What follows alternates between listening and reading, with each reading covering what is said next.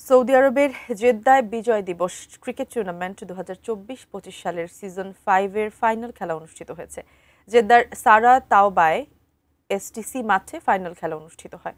টুর্নামেন্টে 20টি দল অংশগ্রহণ করে। ফাইনালে বেঙ্গল টাইগার ও ফেনী ক্রিকেট ক্লাব মুখোমুখি হয়।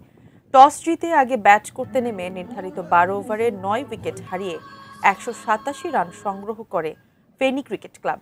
জয়ের জন্য 188 রানের টার্গেটে ব্যাটিং করতে নেমে নির্ধারিত 12 ওভারে 167 রান তোলে বেঙ্গল টাইগার।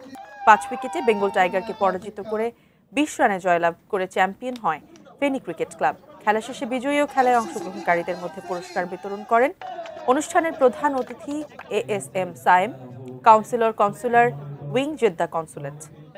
অতিথিদের মধ্যে ছিলেন Saudi Bangladesh business and investors ফোরামের সভাপতি আব্দুর রহমান সহ আরও অনেকে।